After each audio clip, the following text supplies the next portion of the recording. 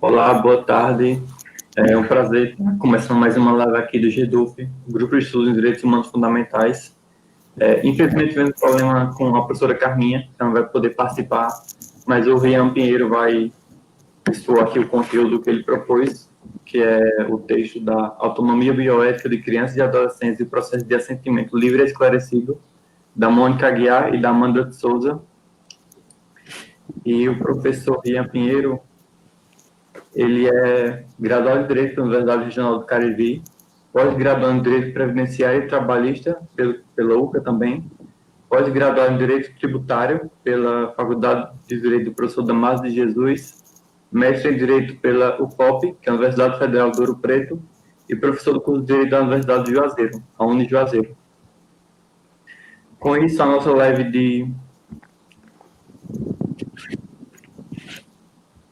estudos essenciais e leituras em direitos humanos se inicia e eu deixo a palavra aí com o professor Rian. Olá, Juan, boa tarde. Primeiro eu gostaria de agradecer o convite do grupo de pesquisa.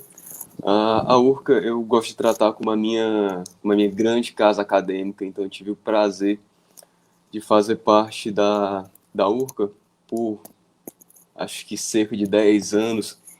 Então, quando a gente junta o período de graduação, a minha especialização e o meu retorno como docente, então nada como o tempo para transformar uma instituição em nossa casa. Então, é algo que eu respeito muito e me sinto muito honrado em poder fazer parte desse grupo de pesquisa e estar aqui dividindo um pouco do meu conhecimento com vocês, certo? Para essa live de hoje, o meu convite realizado pela Chayenne, a quem eu mando um abraço, espero que esteja nos acompanhando, ela me pediu para falar um pouco sobre o tema de criança e adolescente, e aí para que aproveitasse esse mês de outubro, que é o mês da Constituição, né? O mês em que a gente costuma sempre levantar parâmetros da Constituição de 88, quais são os avanços, onde que a gente chegou, o que de fato saiu do texto normativo e conseguiu trazer como alteração para a realidade social.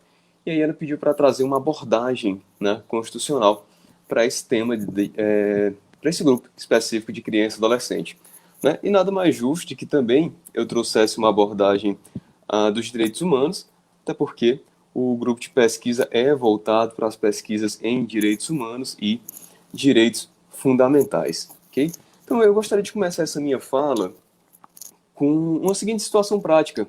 Né? Imagina você andando no supermercado e aí você se depara com uma criança ao chão, aos berros, gritando, chorando. E quando você se depara com essa situação, né, o comum, o habitual, é que surjam duas reações típicas. A primeira delas é simplesmente ignorar. Então aquela pessoa está lá, naquele contexto, jogado ao chão, mas não te interessa, não afeta a sua vida de um modo significativo, para que você vá lá e interfira naquela realidade. A segunda, e até mais humana, mais palpável, é que lhe surge à mente um questionamento. Nossa, cadê a mãe dessa criança que deixa esse moleque aí no chão aos berros, gritando? Ele não está preparado para esse convívio social? E aí essa pergunta de cadê a mãe dessa criança é bastante intrigante.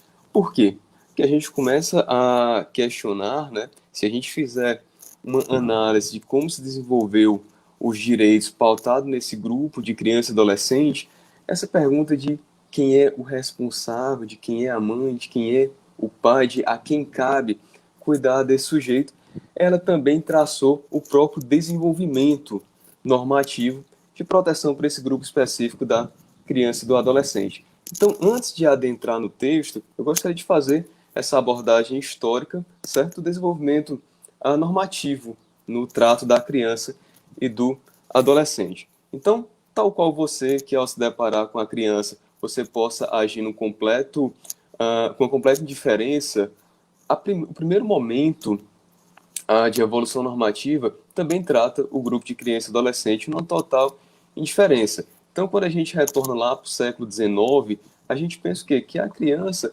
ela era simplesmente descartável. Né? A gente sabe que o que era ser criança?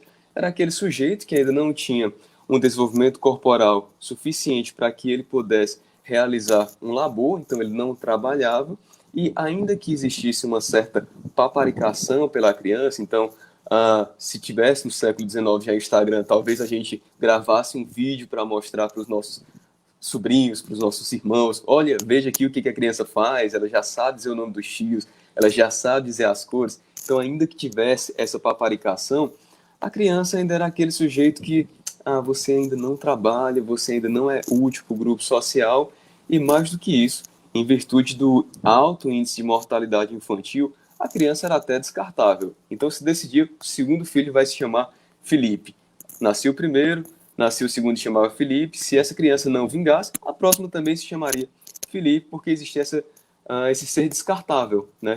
Em virtude das condições sanitárias, das condições de saúde do século XIX. Então, esse primeiro momento era totalmente indiferente o trato do ordenamento jurídico com esse grupo de criança e adolescente. Então, o que se esperava era que aquele sujeito conseguisse se desenvolver a ponto de que tivesse uma estrutura corporal suficiente para que ele pudesse praticar o trabalho. Então, tal logo ele tinha ali a mínima força no braço, tal logo ele tinha a mínima capacidade de manusear algum instrumento de trabalho, ele já seria incorporado a esse trabalho. Então, a infância se limitava ali no máximo aos 6, aos 7 anos de idade, ele podia trabalhar e aí já deixava de ser criança, né?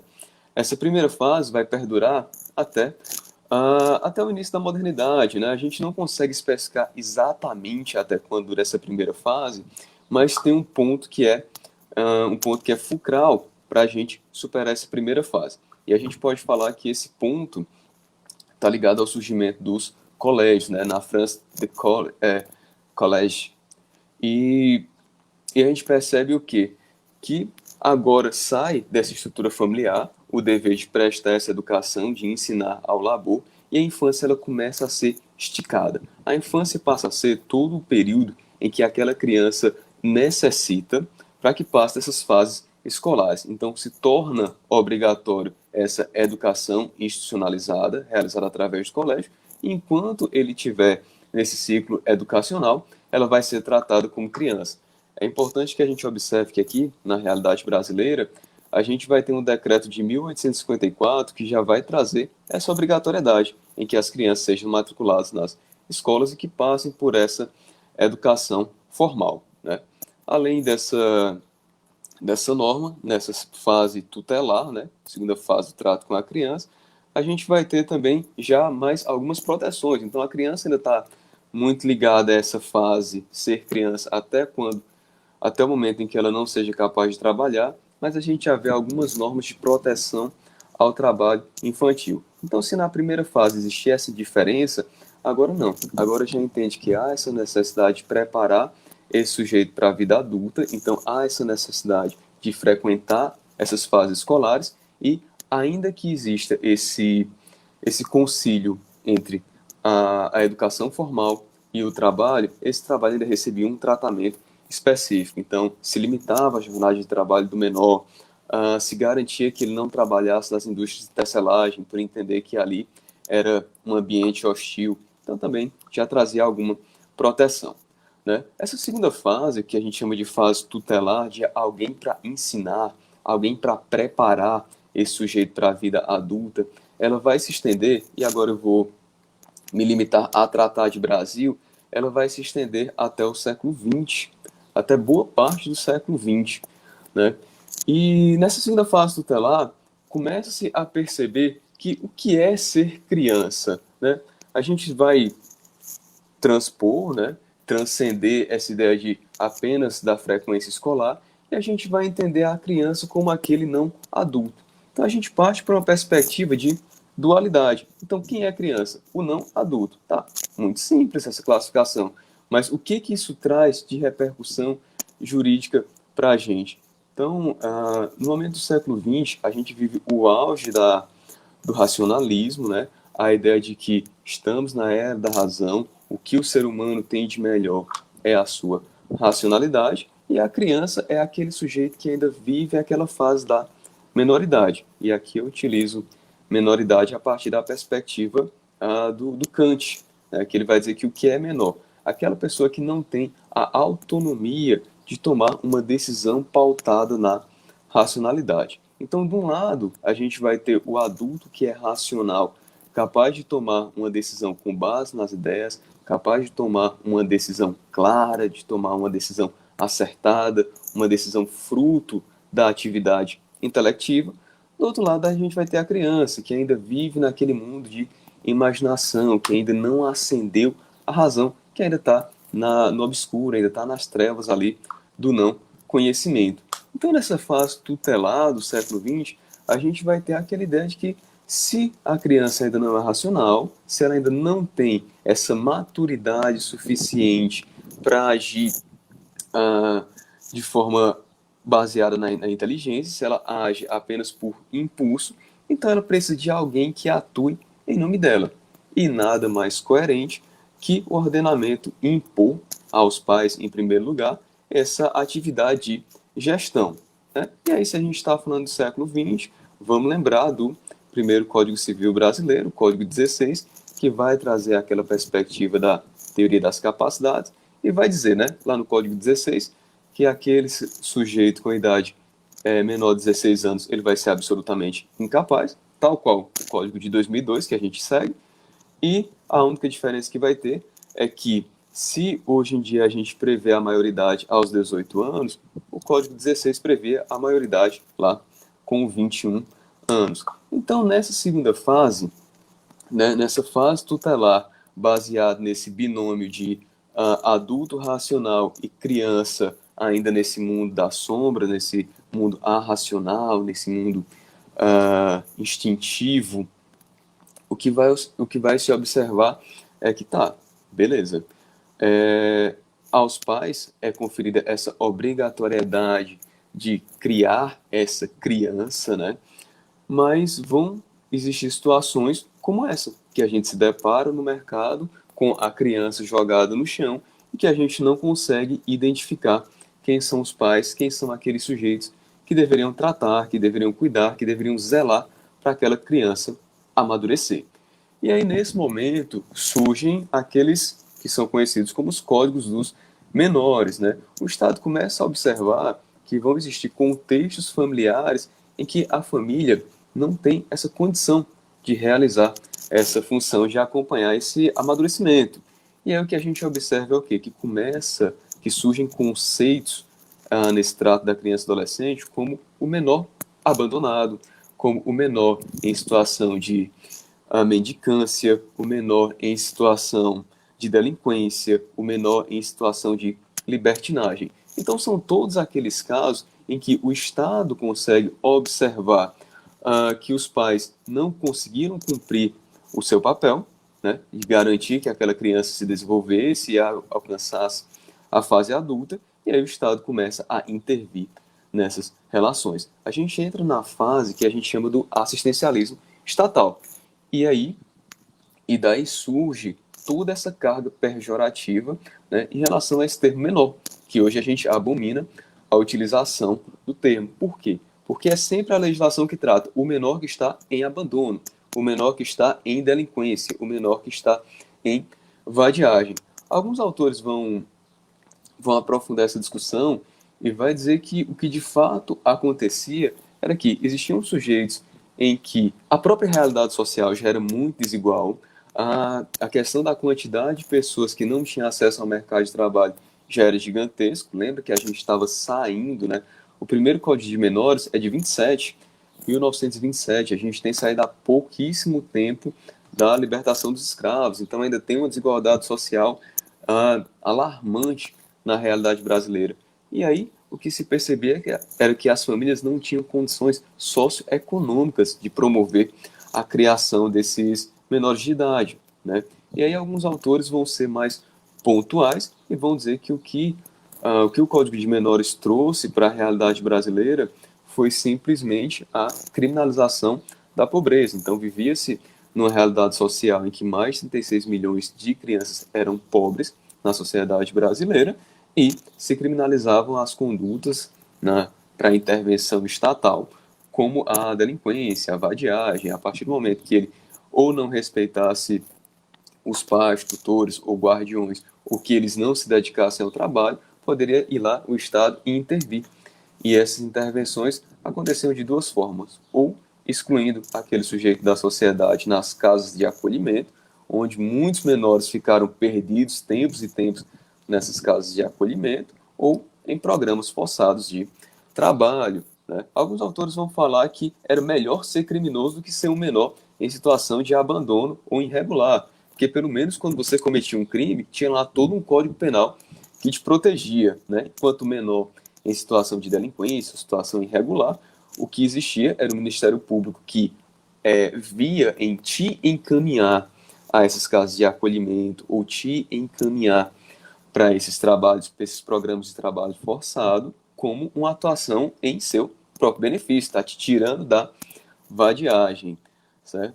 Então, essa fase do Código de Menores, ela vai perdurar no Brasil até 1988, né? O primeiro Código de Menores é de 1927, o segundo de 1979, e isso perdura até o texto constitucional.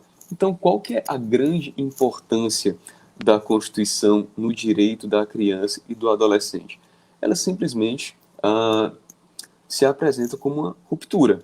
Então, se até então, né, até 88, existia um Código de Menores em que a atuação do Estado ela era pontual, né, atuava quando se encontrava um menor de idade em que os pais não tinham condição de fazer com que ele passasse dessa fase e atingisse a vida adulta. Então, se assistia o delinquente, se assistia o abandonado, se atingia o libertino, o vadio. Agora não.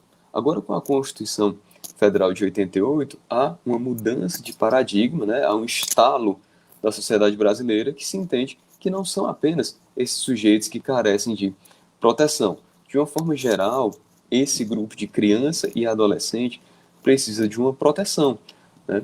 E aí, qual que é a postura da Constituição de 88? Né? E aí, a Constituição, ela não simplesmente, não é a sociedade que tem esse estalo do nada. Há um movimento internacional dos direitos humanos, né? Principalmente com a Declaração Universal dos Direitos da Criança, que vai trazer essa nova perspectiva de entender que a infância ela não é simplesmente uma fase de passagem. Ela é uma fase que necessita de uma dupla atuação.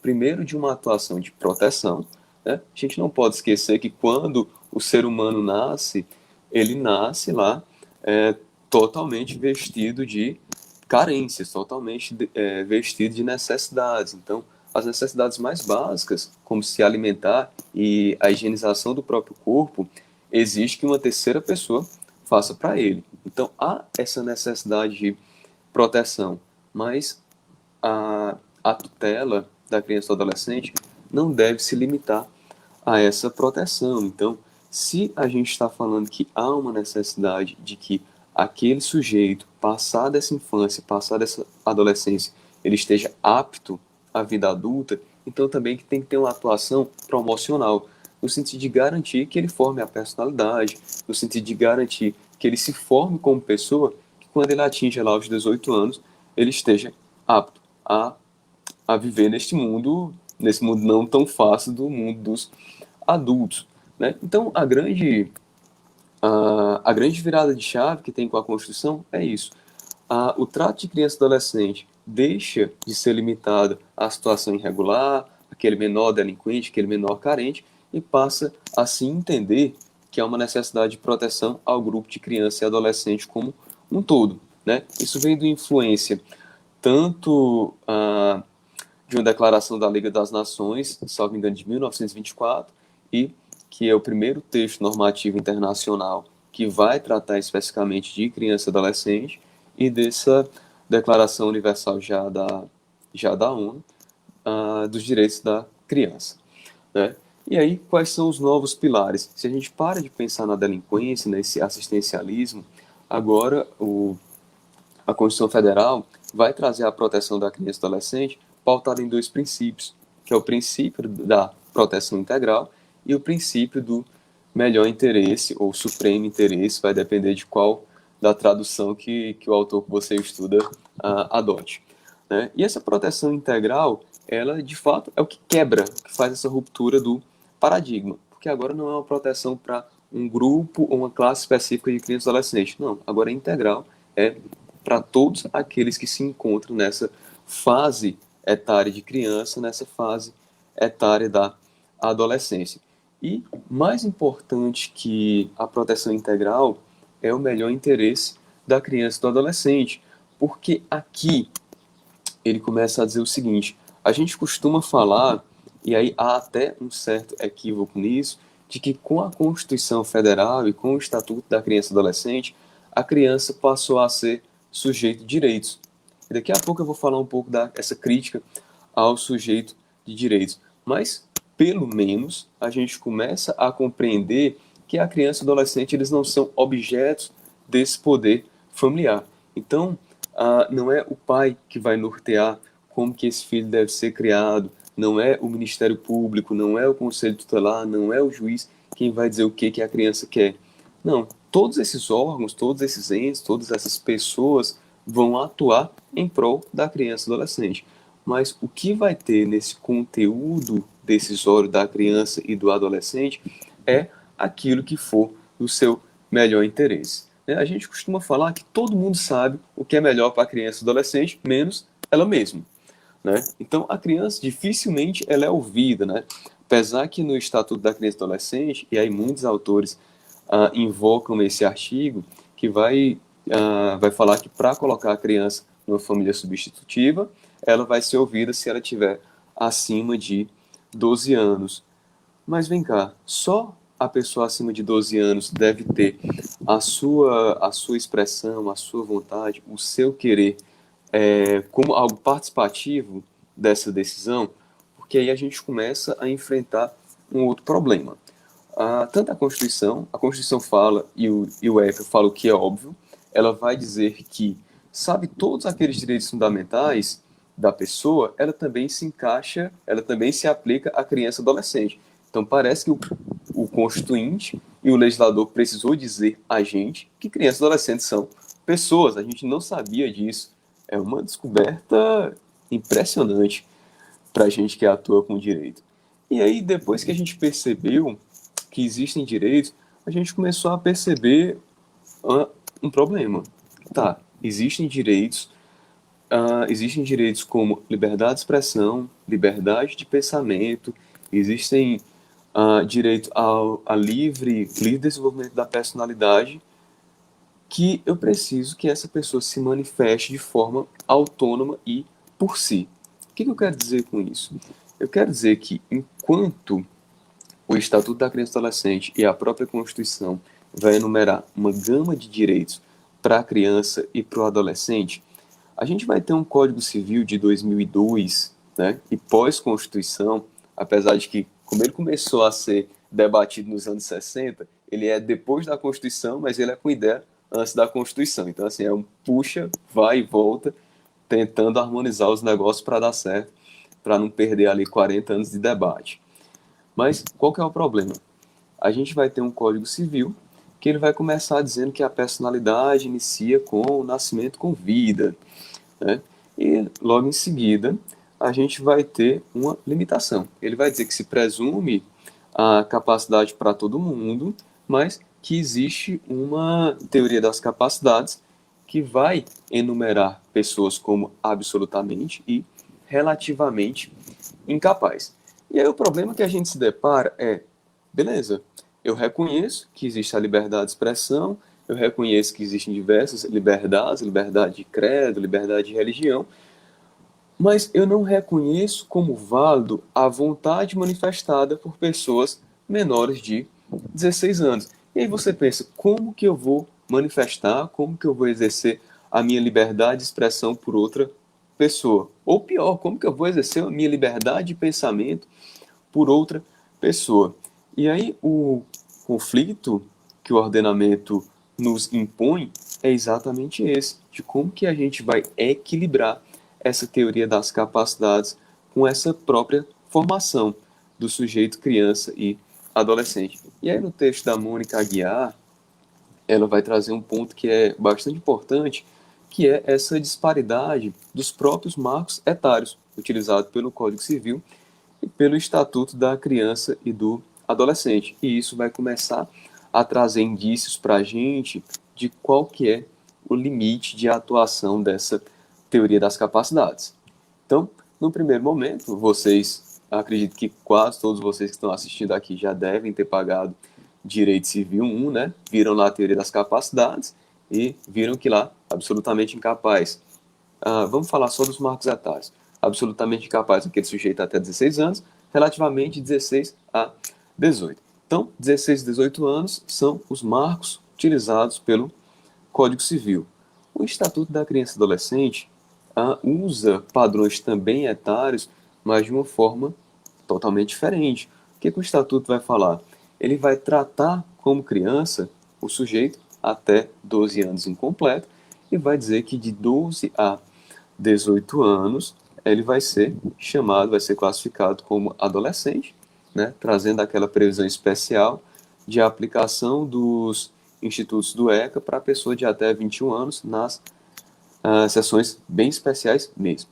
Mas a questão é, de um lado, a gente tem o Código Civil que adota 16 e 18, do outro lado, a gente tem o Estatuto da Criança e Adolescente que adota esses marcos de 12 e 18 anos. E aí, o grande ponto vai ser no adolescente. O adolescente, ele tanto pode ser relativamente, como ele pode ser absolutamente incapaz, a depender da idade que ele tenha.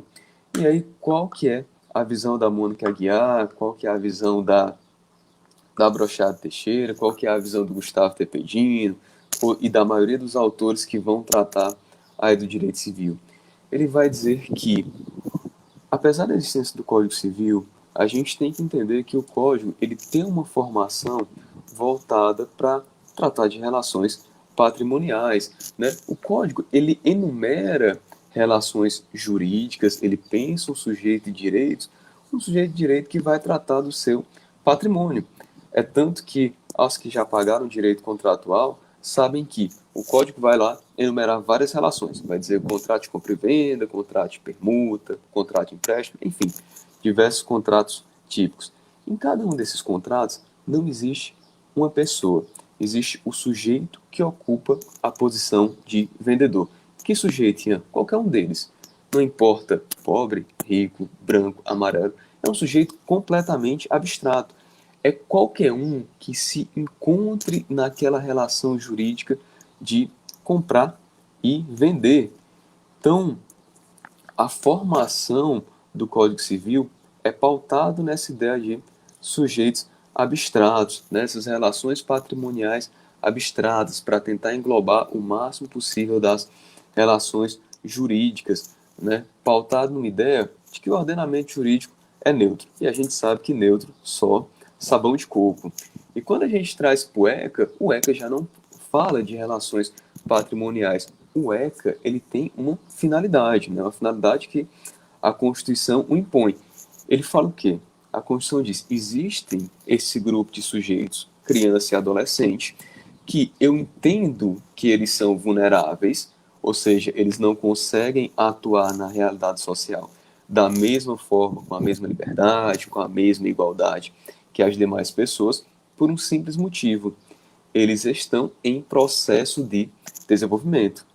E aí é previsto todo um microsistema protetivo da criança e adolescente, okay, exatamente com esse objetivo, de garantir que ele atinja esse desenvolvimento, certo? E aí, ao invés do ECA tratar de situações patrimoniais, da criança que está vendendo, da criança que está alugando, não. Ele está preocupado com a formação da personalidade da criança, ele está preocupado com o desenvolvimento da criança. É como a gente pensar, eu acho que, eu vou imaginar que o Juan deve ter, aí, em média dos 28, 29 anos. Juan, na minha época, os videogames, os controles tinham fios, né?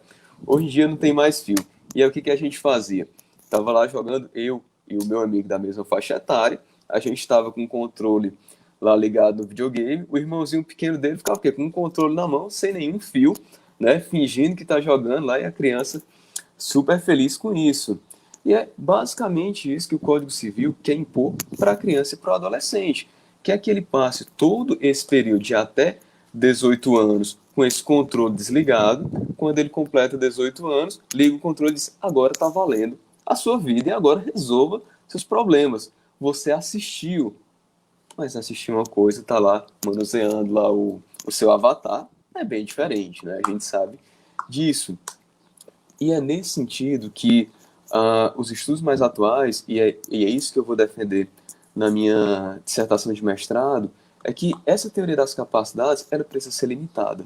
Ela foi construída, pensada por um Código Civil que tratava de relações patrimoniais, e a gente não pode querer, da noite para o dia, esticar o alcance dessa teoria das capacidades e levar isso para direitos existenciais, né? Quando a gente fala de formação da personalidade, e aí só retornar um pouco, a própria Constituição vai entender que o princípio maior é a dignidade da pessoa humana, vai entender que a sociedade é plural e que cada pessoa tem o seu projeto, o seu ideal de vida, a sua concepção de o que é uma vida boa, o que é que eu quero para o meu futuro.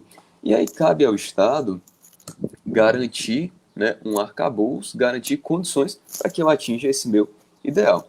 É claro que esse meu ideal, ele não pode ser nem um ideal que atente a outra pessoa e também não pode ser um ideal que atente contra a própria organização social.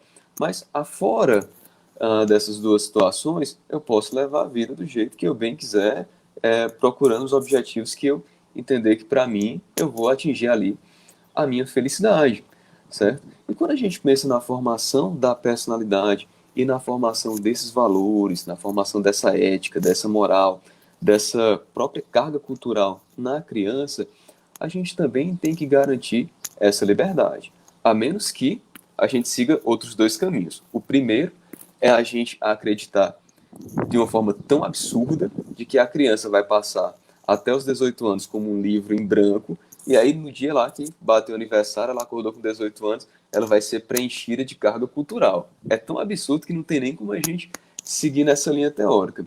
A segunda é a gente entender que as pessoas que têm esse dever de cuidado com a criança, que elas vão simplesmente reproduzir na criança os seus planos de vida. E é isso que a gente observa muito na realidade, né? A gente costuma falar os objetivos que o pai não alcançou, ele tenta transferir para o filho, mas isso também não é razoável, né? Da mesma forma que a gente não quer que o Estado nos imponha um ideal de vida, a gente também não quer que os nossos pais, a gente não quer que a instituição educacional, a instituição religiosa imponha esse ideal de vida. É claro que cada um deles vai ter uma participação na formação da personalidade. O que não pode, o que não é legítimo, o que não é aceitável, é que um desses componentes atue de forma unilateral e impositiva, te trazendo esse ideal, né? Eu não estou te dizendo que a sua religião não vai interferir na sua moral. Não, ela não pode, contra a sua própria vontade, te trazer toda a sua carga moral, toda a sua carga de valores e de expressões de vida, certo? Então, esses dois caminhos, eles são problemáticos. Tanto querer que aquele sujeito que te guarda, ele possa te impor uma moral, como você achar que vai viver como um ser aculturado, como um ser, como uma folha em branco, até completar os 18 anos. E é sobre essa perspectiva que a gente precisa entender que, sim, a construção da personalidade, ela vai se dar dia a dia e o processo de amadurecimento exige a tomada de decisões.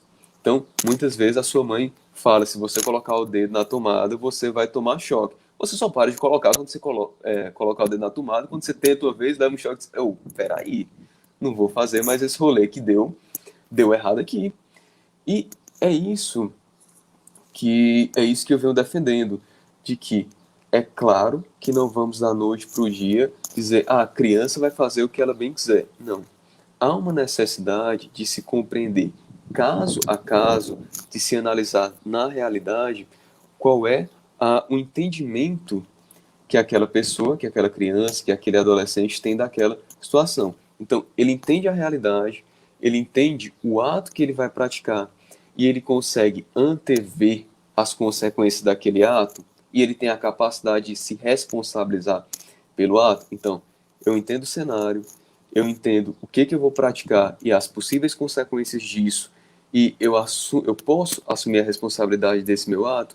Estando presente essas situações, né, todos esses fatores, não tem por que ser negado a autonomia à criança e adolescente se a gente quer que ela amadureça, certo? Então é preciso dar esse espaço para atuar. É claro que, Rian, você fala isso porque você não tem filho, tá? Eu não tenho um filho. Eu sei que é difícil para os pais entender o momento que essa chave gira, em que você deve cada vez menos proteger e cada vez mais dar espaço, dar liberdade para o filho atuar. Mas viver é difícil, né? Se a gente quisesse uma vida fácil, estava todo mundo ainda naquela caverna de Platão e estava todo mundo aceitando isso de uma forma tranquila. Mas a partir do momento que a gente entende que há essa necessidade, que há esse direito à dignidade, que é esse direito de cada um construir a sua própria personalidade, então a gente tem que garantir, né, esse espaço de decisão. E aí é importante, né? E aí qual que é o grande ponto? O grande ponto dessa minha fala, eu não sei quanto tempo eu posso continuar falando aqui, mas vou seguindo. Quando o Juan achar que eu passei muito da fala aí, Não, pode ficar à vontade. Quando você quiser interromper ou parar, você para, fica à vontade. beleza. Então, eu dei uma bagunçada aqui, mas voltamos. Então vamos lá. Então, o que é importante?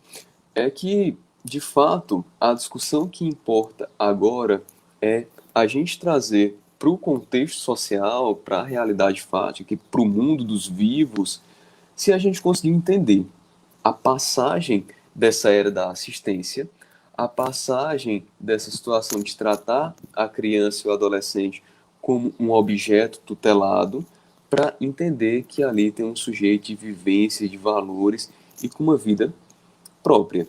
E por que eu falo isso? Eu falo isso porque me parece que qualquer modificação que há e qualquer limitação que há na atuação dos pais frente à criança e o adolescente é visto como absurdo. Eu lembro a época que saiu aquela lei da palmada, que aí as pessoas questionavam: eu apanhei, mas veja, agora eu sou uma pessoa decente, sou um cidadão de bem, né, usando a expressão atual. E deu certo comigo, né? Foi metodologicamente acertado apanhar, tô aqui, nunca matei, nunca roubei, nunca fiz mal a ninguém. Tá, lá atrás a gente entendia que, pelo menos eu escutei essas histórias do meu pai, que na escola eles ajoelhavam no milho, que na escola ele tinha um temor ah, exacerbado da figura do professor, que existiam esses castigos físicos, e sim, aquelas pessoas passaram por isso e sobreviveram. Mas também existia um estalo e a gente percebeu que agressão física não é um método de ensino. Quando o ser humano curva no trânsito e não dá certo, você não desce do carro e vai bater nele, né? Ou não deveria. Acontece, mas não deveria. Porque a gente começou a entender que não é através de você pôr em risco a integridade física do outro que com aquilo ele vai aprender. E a gente entendeu isso na escola, ou pelo menos a maioria da gente, a gente consegue entender isso no trânsito, mas quando a gente traz essa discussão para o contexto familiar, parece que não. Parece que, parece que bater ainda é a melhor tática de ensino, né? Talvez porque a gente não se prepare tanto quando tenha filho, talvez porque a gente foi criado assim e queira repetir esses comportamentos. E aí, volta a dizer, é muito fácil, você fala isso porque você não tem filho. Tá, pode acontecer em que determinada situação o filho meu venha a fazer alguma coisa que eu seja tomado por ira e bata, dê uma palmada, mas a gente também já chegou num ponto da vida que entende que o ser humano não é puramente racional. Então a gente tem essa discussão, a gente tem essa discussão teórica, mas no plano prático, às vezes a gente comete falha, né? Se o ser humano fosse puramente racional, não se venderia mais cigarros, né? Mas a grande questão é, a gente de fato conseguiu, como sociedade, internalizar essa ideia de que o sujeito, criança e adolescente, toda e qualquer atuação pautada nele deve ser voltada ao seu desenvolvimento, que a gente deve garantir liberdade desse sujeito, que a gente deve garantir a maior quantidade possível de informação para que ele possa, de fato, tomar as suas próprias decisões. É claro que o papel do pai não deixa de ser ensinar, não deixa de ser acompanhar, não deixa de ser gerir, né, até determinado ponto, a vida dessa criança e desse adolescente. Mas também não queira imaginar, né, que ele vai acordar, vai dormir com 17, vai acordar com 18 anos e está pronto para a vida. Né? A visão que eu tenho é que o legislador ele conseguiu internalizar muito mais essa ideia de melhor interesse da criança voltado à garantia do desenvolvimento do que o próprio grupo social. E eu falo isso baseado em quê? Tem aqui a lei que vai tratar das políticas da primeira infância, de 2016. Eu não vou conseguir achar aqui o número da lei nesse momento, mas é uma lei de 2016 que vai tratar sobre a primeira infância. E a primeira infância vai até os 6 anos de idade. No artigo 4º da lei, ela já garante a participação dos sujeitos destinatários das políticas da primeira infância, participação na formação dessa lei. Ou seja, o legislador está dizendo que uma criança de menos de 6 anos de idade, ela deve ser ouvida na hora de formular as políticas públicas que vai tratar da criança e do adolescente. O que a gente vê no dia a dia é que uma criança com 6 anos de idade, dentro do contexto familiar, dificilmente ela vai ter, pelo menos, a possibilidade de participar nos processos decisórios, né, das questões referentes a ela. Então, ainda há esse entrave social em relação a essa participação. E é nesse sentido que a gente deve começar a trabalhar e começar a repensar os institutos jurídicos, né, voltado, pensando nessa finalidade, por que existe esse microsistema protetivo para garantir o desenvolvimento desses sujeitos e sempre analisar as situações com base nisso. Eu me recordo, logo no início da pandemia, muitas lives foram feitas se questionando como que fica a guarda compartilhada agora na pandemia. E aí as pessoas levantavam argumentações no sentido de mas o pai tem o direito de visita, a guarda é compartilhada, a mãe tem... Pessoal, calma, baixa a bola. Tá, existe o direito de visita do pai, existe o direito à guarda compartilhada da mãe com o pai, mas esses direitos são decorrentes de quê? De uma criança que ela precisa tanto da figura paterna quanto da figura materna para garantir o seu desenvolvimento. Então, é ela que tem que ser preservada dentro desse jogo. É você garantir a saúde, a não exposição dessa criança a uma situação de risco, né? Logo no começo a gente não sabia que as crianças elas eram menos propícias a pegar a Covid-19, mas o que se sabia era que havia esse risco de contaminação e que, para não expô-la a risco, a gente coloca de lado essa história de direito de visita, a gente coloca de lado, a gente relativiza esses direitos, é claro que não simplesmente anula, mas a gente pensa na própria saúde, na própria vida, na própria existência digna dessa criança. Então, o que falta, na minha visão, é um pouco dessa razoabilidade e dessa sensibilidade do sujeito, de na hora de analisar qualquer instituto que trate da criança e do adolescente, que se analise na ótica dele, né? Que primeiro traga ele para participar desse processo, né? Não estou dizendo que a decisão, a fala dele vai ser o ponto primordial, aquilo que ele decidir vai valer, não, mas que pelo menos seja dada a ele a possibilidade de ouvir, né? Não faz tanta diferença você sofrer uma heteronomia do Estado, você sofrer uma heteronomia do pai, você sofrer uma heteronomia do Conselho Tutelar. O que você quer é participar desses processos. É a sua vida que está ali, é você quem vai se deparar com essas situações. Eu acho, para a gente encerrar aqui, para encerrar a minha fala, ainda nessa ideia de que... Porque eu acho que hoje em dia a gente ainda não conseguiu superar essa chave, né? Da tutela da criança como objeto para a criança como pessoa, não só como sujeito, mas como pessoa. E eu me recordo que os anos 90, né, como falam os memes do Instagram e do Facebook, os anos 90 foram loucos.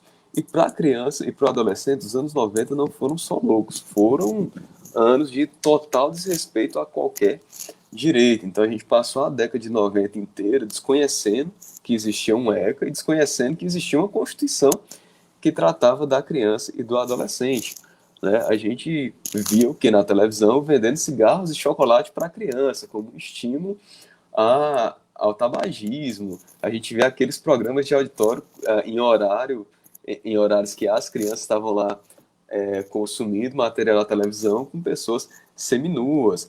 Né? E mais do que isso, o que se observava, e aí eu trago um exemplo meu, porque é da região, no estabelecimento de ensino que eu frequentei, no contrato lá de prestação de serviço educacional, tinha lá entre as cláusulas que as meninas não poderiam raspar o cabelo e os meninos não poderiam pintar o cabelo ou terem cortes extravagantes.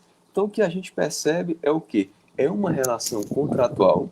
A escola tem a obrigação o quê? Em fornecer a educação formal, mas ela se achava na liberdade de impor a própria construção da personalidade da criança e do adolescente, no sentido de que, tá, eu sei que a gente não está no movimento punk, né, que vai estar lá o cabelo espetado, pintado de rosa, para demonstrar a nossa personalidade, mas eu quero ter uma aparência que me identifique, que me satisfaça, que eu me identifique bem com essa aparência. E aí não cabe ao estabelecimento de ensino, né, em uma relação que ele está ali para me ensinar, ele querer impor, né, o meu próprio visual. E isso eram situações aberrantes desses loucos anos 90.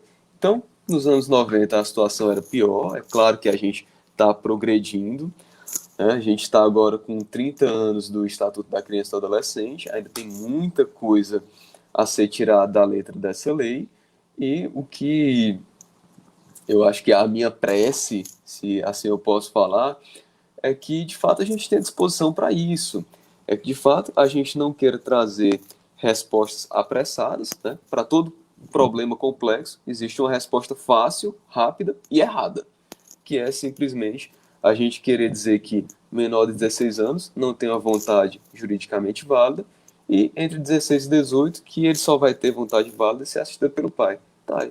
E antes disso, a criança não vai ter personalidade, ela não vai existir, ela não vai se comportar no mundo.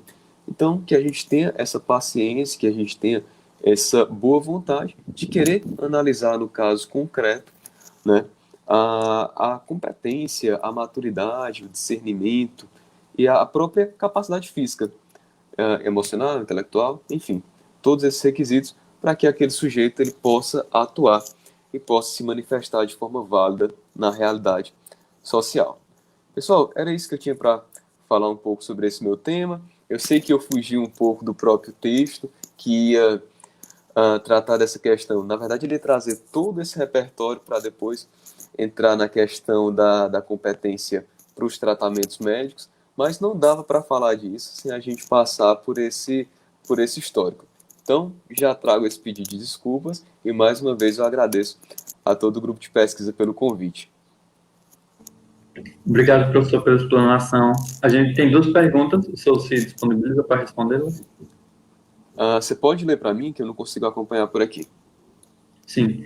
Na questão dos menores em situação de acolhimento em orfanatos, como proceder para induzi-los a uma cultura, a construção de personalidade, se lá as relações são muito mais frágeis? É difícil haver um vínculo real entre o menor e os cuidadores? O que fazer? Certo, vamos lá. Isso aí é uma das perguntas mais espinhosas que a gente tem que enfrentar, porque a gente vai para a questão da política pública, de o quão deve ser o quão e como deve ser a atuação do Estado no sentido de possibilitar. A gente sabe que esses orfanatos, eles não podem funcionar como simples casas de acolhimento. Então não é um depósito de pessoas, né?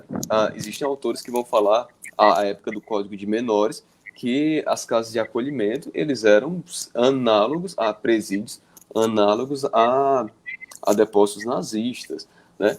Tem de ser fornecido, e aí há essa necessidade de se chamar a própria sociedade civil, no sentido de promover atuações nesse espaço, para que você garanta a atuação a serviços mínimos, né? Então, que tenha uma iniciativa privada no sentido de promover esportes lá dentro, que tenha a atuação de vários grupos religiosos, né? Não é só um, mas pelo menos de vários grupos, para que ele possa se construir como valores religiosos ali dentro. Então, há essa necessidade de atuação, não só do Estado, a gente não pode achar que o Estado vai trazer resposta para tudo, mas a própria iniciativa privada de garantir esse serviço. E quando a gente fala de que a própria Constituição vai dizer que é dever da família, do Estado e da sociedade o trato com a criança e com adolescente. Então, eu acho que é nesse sentido que devem existir essas atuações dentro dos orfanatos. Ok? Perfeito. Temos outro questionamento aqui que é bem específico também. A Luana Andrade pergunta para o senhor, abordando um tema mais polêmico, qual seria a opinião do senhor sobre a romantização e normalização que ainda está presente, principalmente na sociedade brasileira, sobre garotos menores de idade possuírem o poder de decidir e se relacionar com homens bem mais velhos, até mesmo com consentimento familiar, levando em consideração os estudos que apontam que a maioria das mães e adolescentes engravidam de homens, em média, 5 anos mais velhos, tendo como adendo essa nova idade, que nessa idade a forma. Cortou aqui a pergunta. Mas é Tá. basicamente isso. Como que fica esses direitos quando a garota quer se relacionar com um homem mais velho. Vamos lá. Eu tenho um texto que foi publicado até na Semana de Direito da UFA. Não vou lembrar agora exatamente o ano. Acredito que mas salvo engano, 2 anos atrás. Que eu trago um estudo que vai dizer que na América Latina, apesar de que, numa forma, de um modo geral, no contexto mundial, há uma diminuição da taxa de fecundidade, quantos filhos as mulheres têm, todos os métodos contraceptivos, todas essas campanhas, todos esses programas, ele não surtiu tanto efeito na faixa etária do que se chama de gravidez infantil, que é a gravidez que vai de mulheres de 12 a 18 anos, 12 a 16 anos, não me recordo agora exatamente. E na América Latina ainda tem um agravante. Na América Latina esse índice está em crescimento. Então, está aumentando o número de mulheres de 12 a... acho de 12 a 15. Exatamente, 12 a 15, que estão engravidando e tendo crianças. E aí, o que acontece? A última alteração normativa que a gente teve do Código Civil reconheceu que não podem casar pessoas, né, que sejam ali, que tenham menos de 14 anos. Ou seja, agora, além dessas meninas engravidarem e enfrentarem essa situação de gravidez na adolescência, elas ainda fazem parte de uma família irregular. Porque agora, vou chamar se juntar, eu sei que esse termo é péssimo, mas se elas passarem a conviver com o pai da criança, existe uma relação familiar mãe e criança, existe uma relação familiar pai e criança. Mas entre os pais é um concubinato, porque eles são impedidos de casar. E aí você impede o casamento, você impede a união estável, porque não pode ter união estável entre pessoas que não podem casar, e você está dizendo, além de ter uma criança, além de isso trazer vários reflexos para a vida delas, vocês fazem parte de uma família irregular. Então, véi, onde que o Estado quer mais puxar a perna dessa galera? Então, o que a gente percebe é que a sociedade, o legislador fecha os olhos para a realidade social brasileira e começa a atacar. Mas eu sei que essa não foi especificamente a pergunta ou do aluno. Ela vem falar sobre essa possibilidade de consentimento. Então, existem 2 pontos que a gente precisa observar. A primeira, de natureza penal, que vai falar sobre o estupro de vulnerável. Então, há essa possibilidade, diante dessa diferença de idade, de que aquelas relações, que exista uma manifestação de vontade, né? A pessoa se permita realizar a prática sexual, mas que ela tenha sido conseguido através de uma vontade, vamos dizer que é uma relação desequilibrada, em que uma pessoa, eu vou fazer uma comparação péssima, mas vamos lá, em que uma pessoa tem um poder de contratar, um poder de interação nessa relação maior do que o outro sujeito. É uma relação desequilibrada pela própria vivência, pela capacidade de convencimento entre aqueles sujeitos, e que por isso o legislador penal entende que naquela idade vai ser estupro de vulnerável. Então eu acho que isso precisa ser respeitado, certo? Mas quando a gente supera essa questão do estupro de vulnerável, da ideia desse marco etário, aí eu não acho que a família deva interferir. É claro que a gente volta para aquela questão. O que tem que ser analisado? A gente está falando do desenvolvimento, do livre desenvolvimento da personalidade daquela menina ou daquele menino que está se relacionando com uma pessoa mais velha. Ele entende a situação, ele entende o relacionamento que ele está entrando e as consequências desse relacionamento, ele é capaz de assumir as consequências desse relacionamento. Se a resposta é sim, de cima a baixo, então não tem por que ter essa interferência, né? A gente não pode objetificar a vida alheia. É claro que, volto a dizer, Rian não tem filho, então, teoricamente, Rian responde assim. Espero que, quando tiver, na prática, que eu consiga levar todas essas minhas teorias e que dê certo essa minha criação.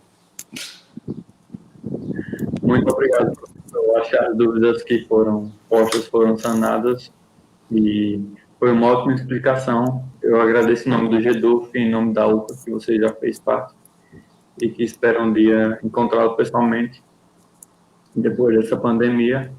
E avisar que a live vai ficar salva aqui no Facebook do GEDUF e também na nossa página do YouTube. Sigam a gente nas redes sociais. E é isso, professor. Muitíssimo obrigado.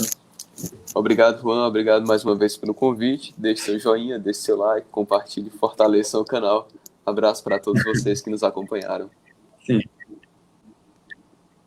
Abraço.